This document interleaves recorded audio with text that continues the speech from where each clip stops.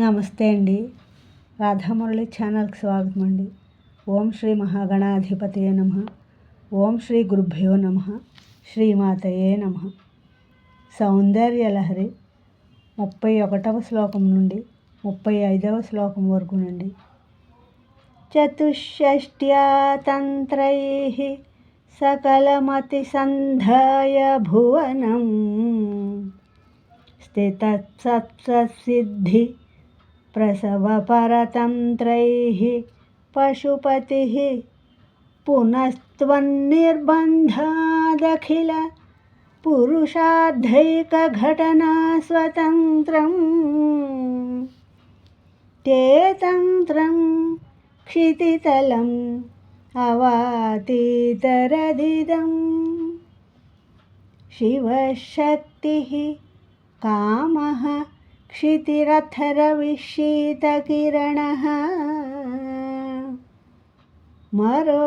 మరోహంసశక్రः తదను చ పరామారహరయः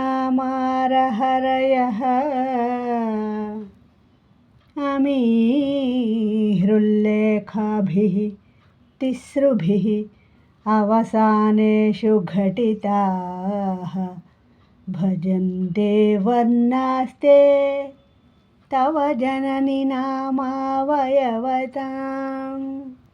స్మరం యోనిం లక్ష్మీం త్రితయమిదమాదౌ తవ మనోః నిథాయైకే నిత్యే నిరవధి మహాభోగరసికాః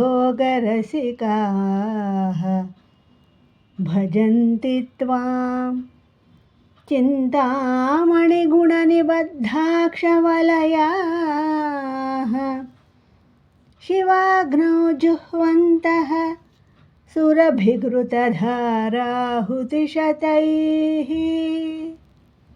శరీరం త్వం శంభోః శశిమిహిరవక్షోరుహయుగం తవాత్మానం మన్యే భగవతి నవాత్మానమనఘం అతశేషశేషీత్యయం ఉభయసాధారణతయా స్థితః సంబంధో వాం సమరసపరానందపరయోః మనస్త్వం వ్యోమత్వం మరుదసి మరుత్సారథిరసి త్వమాపః త్వం భూమిః త్వయి పరిణతాయాం నహి పరం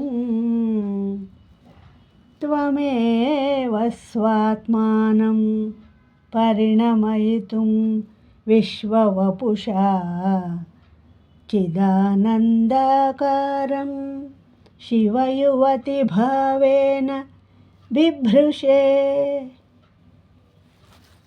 నా ఈ శ్లోకాలు మీకు నచ్చినట్లయితే లైక్ చేయండి, షేర్ చేయండి, సబ్స్క్రైబ్ చేయండి. మీ రాధ.